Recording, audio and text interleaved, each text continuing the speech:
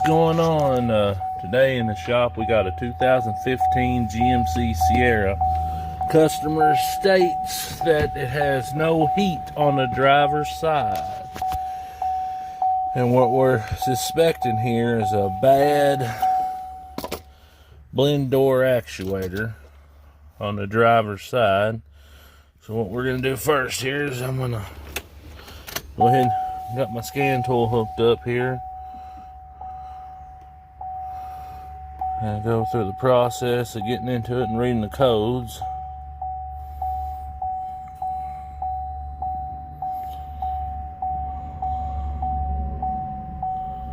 Let me shut that door. Ugh.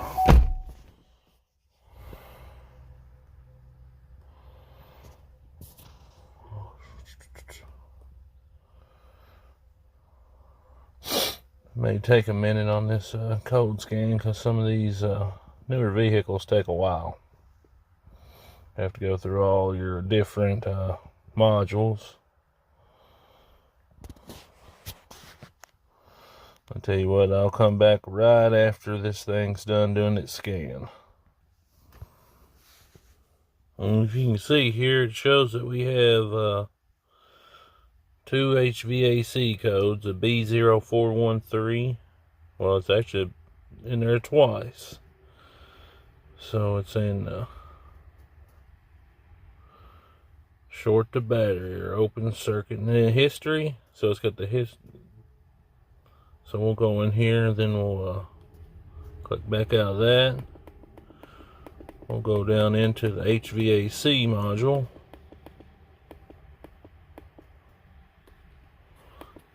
Let's see here. Put function test. Well, it's illuminate. We don't need illuminating. Go into the HVAC. Automatic dual climate control. As we can see, it's got automatic dual climate control.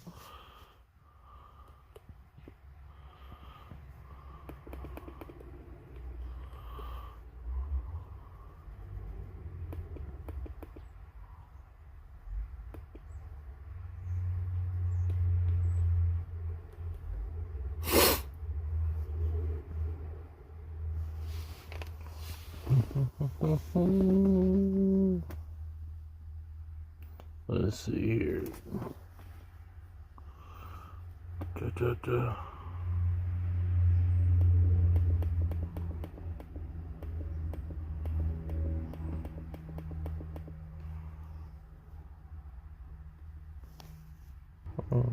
Okay, so I ended up backing us out of that and going back into the data. And we're going to see if we can find HVAC the door position for that driver's side temperature actuator.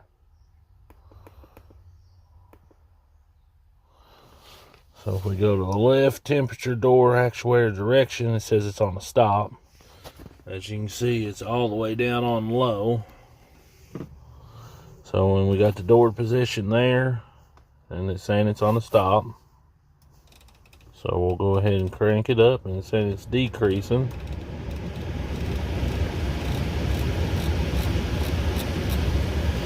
See, it's on high now. And you can see it never did move from the actual door counts. So that shows that it's not moving. And we can show you on the passenger side here, it's showing it's on high. Then we go down here to the right side, and we move the right side,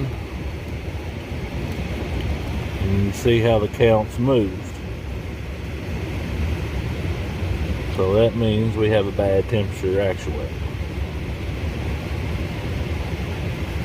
So I'll get back with you here in just a second, and we'll start the process of changing the actuator. Alright guys, we're working on this 2015 Sierra here that's got the bad blend door actuator on the driver's side. I showed in my first video that how I checked it and went through the process of that. It may not be the same way that everybody checks it, but you know, that's the way I do it, and this is how we're going to go with it. And you know, there's a lot of people on YouTube that's making these videos of showing people going through the glove box to get them actuators changed. And the way I'm going to do it, I'm going to do it the way the repair manual calls for it, to pull the dash. And on these trucks, these dashes are extremely easy to pull compared to a lot of them. And you don't have to fight through the glove box hole and fight to get to the bolts. We'll take a couple connectors loose, a couple bolts out. I think there's going to be about 6 to 8 bolts holding the whole dash in, and about 12 connectors. And then you can pull the whole dash back, and you won't have to fight to get to the bolts on the actuator or the screws on the actuators and getting unplugged and getting a new one in. I'll go through the process of showing you how I do it, and I'm sure there's 1,000 other ways people can do it. And you know, guys, when it comes to dash work's not as hard as a lot of people think it is. A lot of people, you know, get it's like they get overwhelmed when it comes to pulling a dash. And really, it's pretty easy after you do a couple of them. And I guess I should introduce myself. My name's Chris with Warwick Radiator and Air Conditioning Service in Braunston, Kentucky. You know, I've done this work ever since I was probably 14 or 15. And I'm going to start trying to make a couple little videos showing people how I do stuff. And you know, it may not be the way everybody does it, and I'm sure there's always going to be somebody to complain and say, hey, you should have done it this way, you should have done it that way. But I'll show you my way, and if it helps you out, that's all I want to do. I want to help people. I want to help them learn how to pull dashes, learn how to do AC work that not everybody knows how to do. So this is going to be a couple part video because I'm filming it on my phone. Don't have no fancy camera set up. So we'll just do it like this and see how it goes. If y'all like it and want to see more stuff, start making some more videos and maybe get a better camera at some point and get some video editing software. But we'll be back here in just a little bit with another part of the video, and I'll show you where I'm going to start at. Alright guys, we're back on this 2015 GMC Sierra that's getting the driver's side temperature control actuator. I'm going to go ahead and show you some of the things I've went ahead and taken off. Of course, I've had to take the seal plate off on each side. And I went ahead and took my side covers off on each side. And I took my top plate off, along with the A-pillars. And there's a couple electrical connections up through there that'll run up to the A-pillars and run down the different parts of the dash. This one right here, let me go ahead, I'll lay this in here. This one's right here, you gotta take it off. And I'll show you all on the driver's side, and then we'll move over to the passenger side and I'll show you the passenger side. So you got your two big plugs here. One goes right here and one there. Just pull your little tabs in, lift up on it, pretty much unplugs itself. And then they'll be held in there. The wires will be held onto the dash with those little Christmas tree plugs. You pop them apart, and then we'll come back up underneath the dash here. And you always want to take your hood release off, because if you don't, it'll catch you from pulling the dash back. And that's something that a lot of people will overlook. It's real easy to overlook. And then we get down here to this computer here, and there's two big plugs here. You release those, get those done, get those off. And then right up here we got another box. You take those 4 off, and then you got a yellow one here, and you'll pop that yellow one off. Now that yellow one's got a lock on it. You pull that little red piece down, and then you can release it. But if you don't pull that down, it will not release.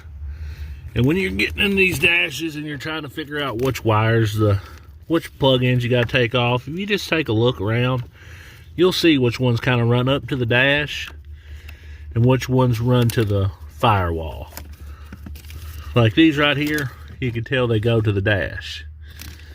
And these right here, you can tell they go to the firewall, and this box stays on the dash, so that's why we have to take them off. And this box right here stays on the firewall. That's why we have to take it off that. Then we get up to the steering shaft, and we'll have to remove that bolt to separate the steering shaft. And then right here is another bracket. Got 3 13mm bolts. Take that off. And then we'll get over here to the passenger side.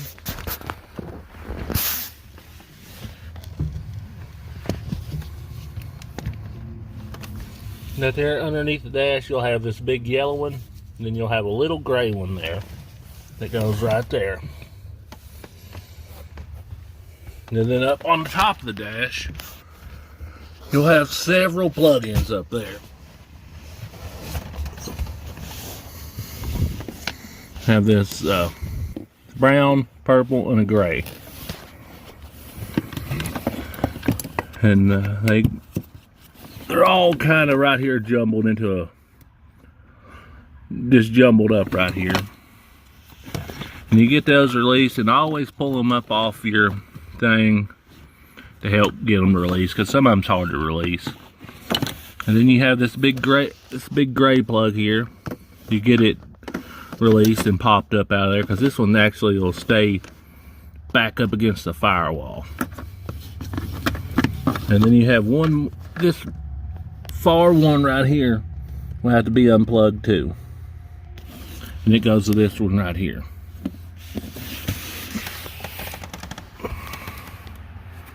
Then on the side of the dash here, you got one big one. You get it undone, and then that's all the connections as of right now.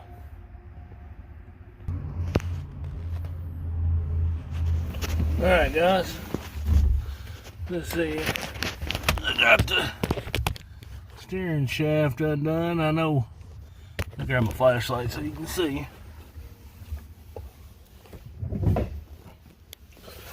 Oh. Got my steering shaft undone. There's just barely enough room to get it to slide out after you take that the bolt out.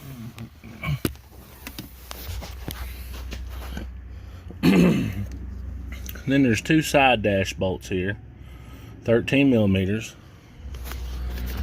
and then you got your 4 10mm across the top of the dash, and then straight down here.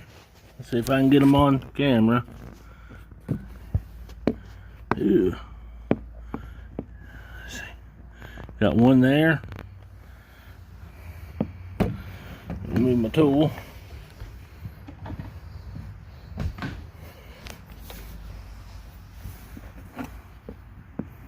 One there.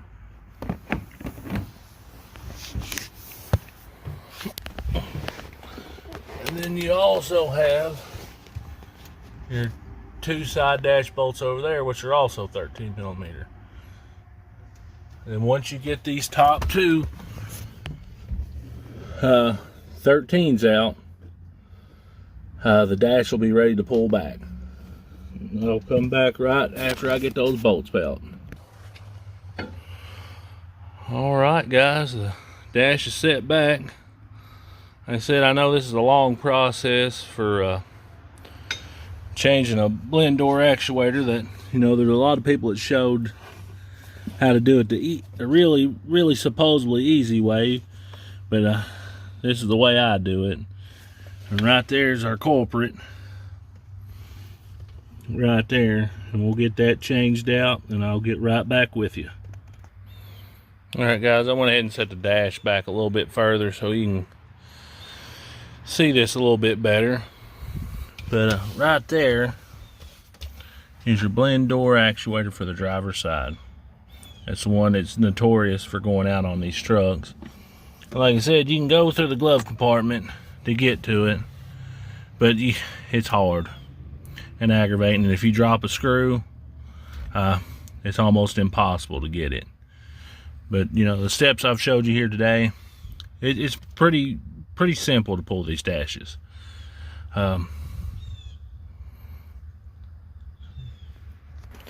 Just figured I'd show you the way that, you know, all data or service manual shows you how to do it, or tells you how to do it. And it's really not that hard, and sometimes the easier way isn't really always the easiest. So, you know, guys, just take a look at my video, see what you think, and see, you know, it might help you out. You might want to go this route, and you might not. So, you know, just I'll let you all be your own judgments here. I'll get back with you once I get everything started putting back together. All right, I got the dash back up in there. These dashes are extremely heavy. It's a lot better when you got two people, but when you don't, I tell you, a milk crate comes in real handy. Set one end of the dash up on that milk crate, and then you don't have to pick the whole dash up at once. You work from side to side. I'm going to go ahead and end this video, and then once I get it all back together, I'll make another little short video with my thoughts and everything on it. Or maybe not, yeah, I guess all the videos will be lumped together. So, alrighty, I'll see you when we got her back together. Alright guys, we got her back together. Just got done doing a recalibration on the HVAC actuators, and everything seems to be operating as it's supposed to be. And even on the scan tool here, you can actually watch the left door counts actually move now.